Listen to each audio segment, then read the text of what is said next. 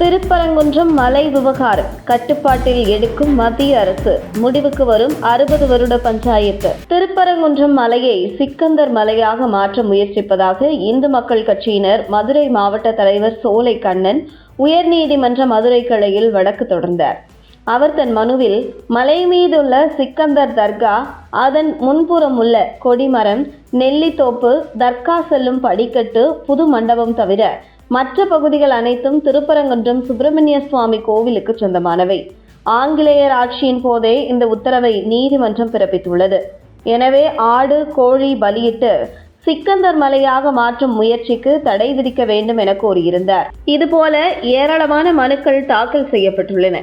இவற்றை விசாரித்த உயர்நீதிமன்ற மதுரை கிளை அமர்வு கடந்த ஜூன் மாதம் தீர்ப்பளித்தது. ஆனால் அமர்வில் இருந்த 2 நீதிபதிகளில் நீதிபதி நிஷா பானு அனைத்து மனுக்களையும் தள்ளுபடி செய்தார். நீதிபதி ஸ்ரீமதி மாறுபட்ட உத்தரவை பிறப்பித்தார். இதனால் 3வது நீதிபதி விஜயகுமார் முன்பு மனுக்கள் மீதான விசாரணை மாற்றப்பட்டது. அதன் மீதான விசாரணை நடந்தது. அப்போது மத்திய அரசின் கூடுதல் சொலிசிட்டர் ஜெனரல் சுந்தரேசன் ஆஜராகி, திருப்பரங்குன்றம் மலை முழுவதும் மத்திய தொல்லியல் துறைக்கு சொந்தமானது. இந்த மலையில் இருந்து 200 மீட்டர் வரை யாரும் சொந்தம் கொள்ள முடியாது.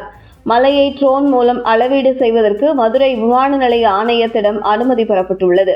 மலையை அளவீடு செய்தால்தான் அதன் எல்லையை நிர்ணயம் செய்ய முடியும் என மத்திய அரசின் கூடுதல் சொலிசிட்டர் ஜெனரல் சுந்தரேசன் தெரிவித்தார்.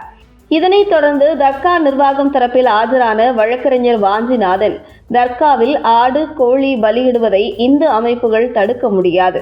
கோவில்கள், சர்ச்சுகள் போல் தர்காவிலும் வழிபட உரிமை உள்ளது. இம்மலையை ஸ்கந்தர் மலை, சிக்கந்தர் மலை, சமணர் குன்று என மக்கள் விரும்பியவாறு அழைப்பதற்கு தடை இல்லை. சுப்பிரமணிய சுவாமி கோவில் அருகே வெயிலுகந்த அம்மன் கோவில் உள்ளது. அங்கு ஆடு, கோழி பலியிடும் வழக்கம் உள்ளது. தர்கா பகுதி முஸ்லிம்களுக்கு சொந்தமானது. அந்த வழிபாட்டு உரிமையை தர்கா நிர்வாகம் தான் முடிவு செய்யும். வெளியிலிருந்து யாரும் கேள்வி எழுப்ப முடியாது என தர்கா நிர்வாகம் தரப்பில் ஆஜரான வழக்கறிஞர் வாஞ்சிநாதன் தெரிவித்தார். இதையடுத்து மனு மீதான விசாரணையை ஆகஸ்ட் 25க்கு தள்ளி வைத்து நீதிபதி உத்தரவிட்டார்.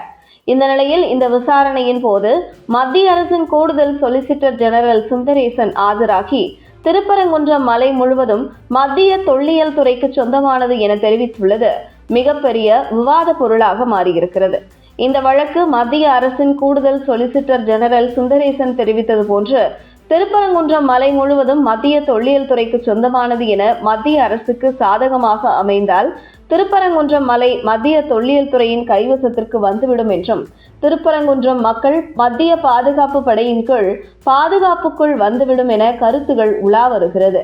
அப்படி ஒரு சூழல் ஏற்பட்டால் நீதிமன்ற உத்தரவின் அடிப்படையில் மலையில் கார்த்திகை தீபம் ஏற்றுவது முதல் அனைத்து விவகாரங்களையும் மத்திய தொல்லியல் துறைதான் முடிவெடுக்கும் சூழல் உருவாகும் என்கிற கருத்தும் எழுந்துள்ளது. அந்த வகையில் இந்த வழக்கு அடுத்தடுத்த விசாரணையை பொறுத்து இதன் தீர்ப்பு என்ன என்பது தெரியவரும்.